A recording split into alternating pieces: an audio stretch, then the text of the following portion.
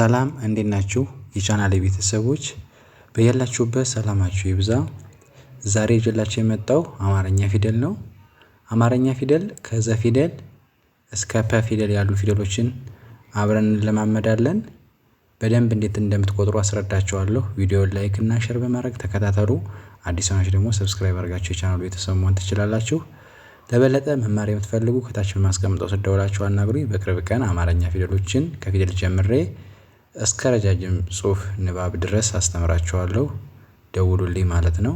አሁን ቀጥታ ይዤላችሁ የመጣሁኝን ፊደሎችን ከዛ ጀምሬ እየቆጠሩ አስረዳችኋለሁ። ከኔ ጋር አብራችሁ ቁጠሩ፣ ተለማመዱ። በተለይ ጀማሪ ከሆናችሁ ማለት ነው። ጀማሪ ከሆናችሁ ከኔ ጋር ተለማመዱ። ኦኬ፣ መጀመሪያ የዘን ፊደል እንቆጥራለን እያለን ስቴፕ በስቴፕ እንቆጥራቸዋለን ማለት ነው። ፊደሎችን ዘ፣ ዙ፣ ዚ፣ ዛ፣ ዜ፣ ዝ፣ ዞ። ወደ ጎን ስትቆጥሩት እንደዚህ ነው የምትቆጥሩት እና እኔን እየሰማችሁ አብራችሁ ከኔ ጋር ቁጠሩ። ልድገምላችሁ። ዘ፣ ዙ፣ ዚ፣ ዛ፣ ዜ፣ ዝ፣ ዞ የሚል ድምጽ አለው ማለት ነው። አሁን ይሄ ወደ ጎን ስትቆጥሩት ቀላል ነው። ወደ መጣንበት ደግሞ ስንቆጥረው አብረን እንቁጠር ማለት ነው። ዞ የመጨረሻ ድምጽ ነው። ዝ፣ ዜ፣ ዛ፣ ዚ፣ ዙ፣ ዘ። ይሄን ወደዚህ ወደ መጣንበት ስንቆጥረው ከበድ ይላል። ምክንያቱም ድምጹን ለይታችሁ ስለምትቆጥሩት ከኔ ጋር አብራችሁ ተለማመዱ። አንድ ልድገምላችሁ። ዞ፣ ዝ፣ ዜ፣ ዛ፣ ዚ፣ ዙ፣ ዘ የሚል ድምጽ ይኖረዋል ማለት ነው። እንደዚህ ያደርጋችሁ ተለማመዱ። ዘን መጀመሪያ ወደፊት፣ ከዛ ደግሞ ከመጨረሻ ወደ መጀመሪያው ሁለቴ ሁለቴ እየቆጠርኩላችሁ ማለት ነው። እንደዛ አድርጋችሁ መያዝ። ከዛ ደግሞ የፊደሎችን ቅጥላት መለየት።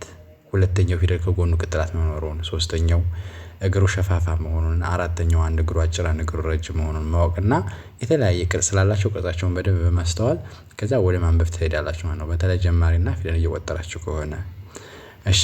ከዘ ፊደል ቀጥላ ዠ ትባላለች። እቺ ፊደል ዠ አጻፏ እንደዘ ሆና ከላይ ካናቷ ላይ እንደ ጥላ ዞር ዞር ያለ ነገር አላት፣ ቅርጿ ማለት ነው። ድምጿ ደግሞ ዠ ትባላለች። ዠ፣ ዡ፣ ዢ፣ ዣ፣ ዤ፣ ዥ፣ ዦ ይላል ማለት ነው። እንደዚህ በማድረግ መቁጠር። ሁለቴ ሁለቴ ልቁጠርላችሁ። ዠ፣ ዡ፣ ዢ፣ ዣ፣ ዤ፣ ዥ፣ ዦ። ከዛ ወደ መጣንበት እንቆጥራለን። ዦ፣ ዥ፣ ዤ፣ ዣ፣ ዢ፣ ዡ፣ ዠ የሚል ድምጽ ይኖራል። አሁንም ልድገምላችሁ ሳሰለችሁ ከኔ ጋር ተለማመዱ። ምክንያቱም ከዚህ ጋር ስትከታተሉ አንድ ነገር ለማወቅ ነው። ከፊደሎቹ የሆነ ነገር ማወቅ። አሁን እዚህ ላይ ሳስተምር ስትከታተሉ ወይ ከዘ ወይ ከዠ ሌሎች ፊደሎችም አንድ ፊደል አውቃችሁ ከወጣችሁ ነገ ደግሞ እንደዛው ቪዲዮውን እያዞራችሁ በማየት መለማመድ ትችላላችሁ ማለት ነው። መጨረሻ ላይ ያለው ዦ፣ ዥ፣ ዤ፣ ዣ፣ ዢ፣ ዡ፣ ዠ የሚል ድምጽ ይኖረዋል ማለት ነው።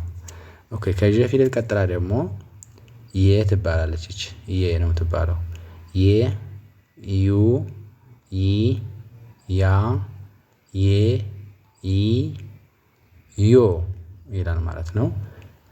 የ መጀመሪያው፣ ዩ ሁለተኛ፣ እዚያ ይ ሶስተኛዋ፣ ያ አራተኛ፣ የ አምስተኛ። እቺ ድምጿ የ ነው የምትል ከመጀመሪያው ጋር ተመሳሳይ ነው ማለት ነው። ድምጽ በድምጽ ደረጃ ነው፣ ቅርጹ ይለያያል። የ፣ ይ ስድስተኛ፣ ዮ መጨረሻው ማለት ነው። እንደዚህ በማድረግ መለማመድ። እሺ፣ ዮ፣ ይ፣ የ፣ ያ፣ ይ፣ ዩ፣ የ የሚል ድምጽ ይኖራል። ደግሜ ልቁጠርላችሁ። ዋናው መያዝ ያለባችሁ ከመጨረሻ ወደ መጀመሪያ መቁጠሩን በደንብ ተለማመዱበት ማለት ነው። ዮ መጨረሻ፣ ይ ስድስት፣ የ አምስተኛ፣ ያ አራት፣ ይ ሶስተኛ፣ ዩ ሁለት፣ የ የመጀመሪያ ድምጽ ይሆናል ማለት ነው። ኦኬ፣ ከየ ፊደል ቀጥላ ደግሞ ደ ትባላለች። ደ፣ ደ፣ ዱ፣ ዲ፣ ዳ፣ ዴ፣ ድ፣ ዶ ይላል ማለት ነው። ደ የመጀመሪያ፣ ዱ ሁለት፣ ዲ ሶስት፣ ዳ አራተኛው፣ ዴ አምስተኛ፣ ድ ስድስት፣ ዶ መጨረሻው ማለት ነው። ኦኬ ዶ መጨረሻ ድምጽ ነው። ድ ዴ ዳ ዲ ዱ ደ ይላል ማለት ነው። ዶ ድ ዴ ዳ ዲ ዱ ደ የሚል ድምጽ ይኖረዋል ማለት ነው። እንደዚህ በማድረግ መለማመድ ትችላላችሁ ማለት ነው። አሁን ደግሞ ቀጥሎ ያለውን እንየው።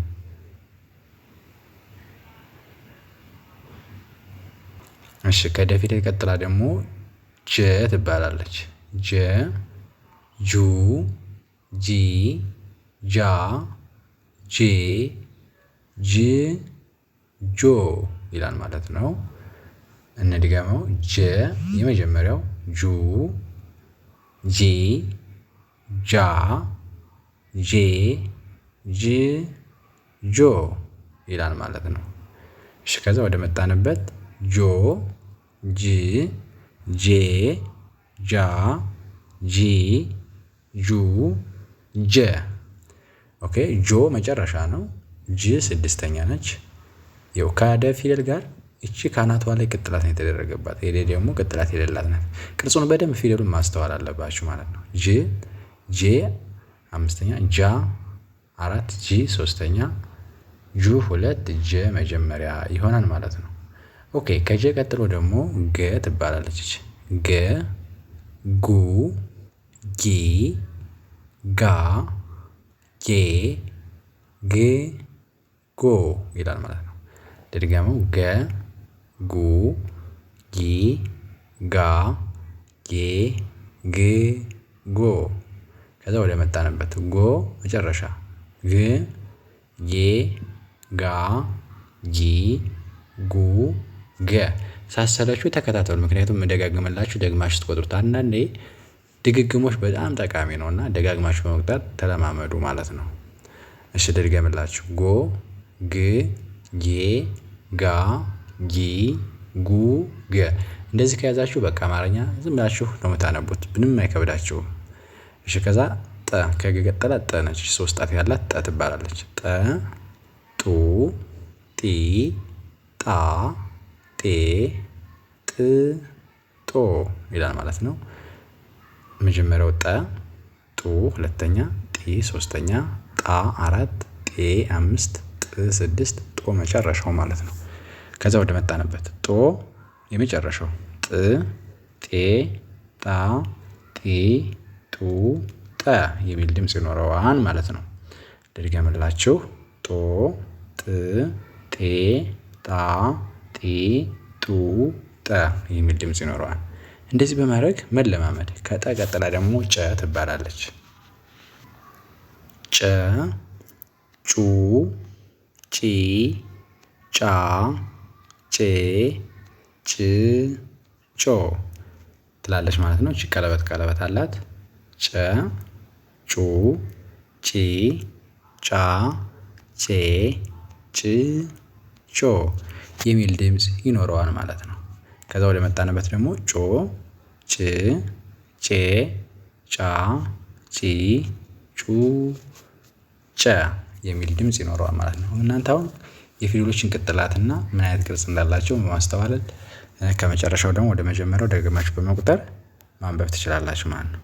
ኦኬ ከጨ ፊደል ቀጥላ ጠ ትባላለች። በከንፈራችሁ ጠበቅ አድርጋችሁ ነው የምትጠሩት።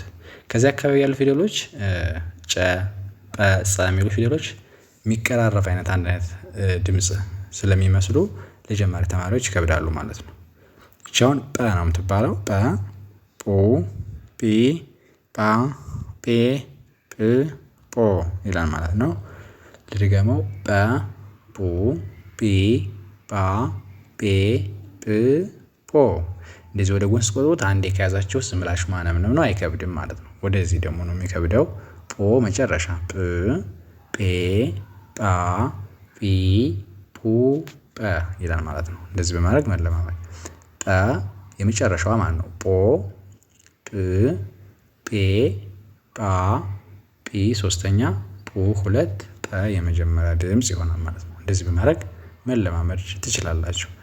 ከጰ ቀጥሎ ደግሞ ጸ ትባላለች። ጸ፣ ጹ፣ ጺ፣ ጻ፣ ጼ፣ ስ፣ ሶ ጸ የመጀመሪያው፣ ጹ ሁለተኛ ቅጥላት፣ ጺ ሶስተኛ፣ ጻ አራት፣ ጼ አምስት፣ ጽ ጾ የመጨረሻው ማለት ነው። ወደዚህ ደግሞ ጾ ጽ ጼ ጻ ጺ ጹ ጸ ይላል ማለት ነው። ልድገምላችሁ። ጾ ጽ ጼ ጻ ጺ ጹ ጸ የሚል ድምጽ ይኖረዋል ማለት ነው። ኦኬ ከአሁንም ከጸ ፊደል ቀጥላ ያለችው ጸ ናት። ጸ ፊደሎች ሞክሼ ወይም ደግሞ ተመሳሳይ ድምጽ ኑሮት በገጽ የሚለያዩ ሲሆኑ ይችም ጸ ትባላለች ማለት ነው። ጸ ጹ ጺ ጻ ጼ ጽ ጾ የሚል ድምጽ ይኖረዋል ማለት ነው። ከዛ ወደዚህ ስንቆጥረው ጾ ጽ ጼ ጻ ጺ ጹ ጸ ከላይኛው ጋር ተመሳሳይ ስለሆነ ይሄን ይመስላል ማለት ነው ፊደሉ። ቅርጹን በደንብ መለየት። ሁለት ፊደሎች ግን ተመሳሳይ ናቸው። የትም ቦታ ብታገኟቸው ሁለቶችንም የጸ ብላችሁ እንደምትጠሩ መያዝ ይጠበቅባችኋል ማለት ነው። ከጸ ቀጥላ ደግሞ ፈ ትባላለች። ፈ ፉ ፊ ፋ ፌ ፍ ፎ ይላል ማለት ነው። መጀመሪያው ፈ ፉ ሁለተኛ ፊ ሶስተኛ ፋ ፌ ፍ ፎ የሚል ድምጽ ይኖራል ማለት ነው። ከዛ ወደ መጣንበት ፎ ፍ ፌ ፋ ፊ ሶስተኛ ፉ ሁለተኛ ፈ የመጀመሪያ ድምጽ ይሆናል ማለት ነው። እንደዚህ በማድረግ መለማመድ ይኖርባችኋል። በጣም ቀላል ነው። በይዘው የአማርኛ በጣም ቀላል ነው። ፊደሉን በደንብ ከተከታተላችሁ ለማንበብ ቀላል ነው የሚሆንላችሁ ማለት ነው። ፎ የመጨረሻ ፍ ፌ ፋ ፊ ፉ ፈ ይሆናል ማለት ነው። ኦኬ የመጨረሻዋ እንግዲህ የአማርኛ ፊደል መጨረሻ ላይ የምትገኘው ፐ ትባላለች። ፐ በከንፈራችሁ ላላ አድርጋችሁ የምትጠሩት ፐ ፑ ፒ ፓ ፔ ፕ ፖ ይላል ማለት ነው። እስኪ ልድገመው። ፐ ፑ ፒ ፓ ፔ ፕ ፖ ይላል። ከዛ ወደ መጣንበት ፖ መጨረሻ ፕ ፔ ፓ ፒ ፑ ፐ ይላል። ፖ የመጨረሻው ድምጽ ነው። ቅርጹ ይህን ይመስላል። ፕ ስድስተኛ ነች። ፔ አምስት፣ ፓ አራት፣ ፒ ሶስተኛ፣ ፑ ሁለት፣ ፐ የመጀመሪያ ድምጽ ይሆናል ማለት ነው። ይህን ይመስላል። እንደዚህ በማድረግ መለማመድ በጣም ቀላል ነው። አማርኛ እንዲያደርጋችሁ ብትለማመዱ በቅርብ ቀን አማርኛ ማወቅ ትችላላችሁ። ዛሬ ይዤላችሁ የመጣው ከዘ ፊደል እስከ ፐ ያሉ ፊደሎችን ይሆናል። ከተመቻችሁ ተከታታይ ሁሌም ፊደሎችን እሰራላችኋለሁ፣ ቃላቶችንም እሰራለሁ። እየገባችሁ ተማሩበት። የዛሬ ቪዲዮ ይሄ ይመስላል። ከተመቻችሁ ላይክ፣ ሼር አድርጉ። አዲስ ሆናችሁ ሰብስክራይብ አድርጋችሁ ቻናል ቤተሰብ ትችላላችሁ። በሌላ ቪዲዮ እስከምመጣ ሰላም ሁኑ። ቻው።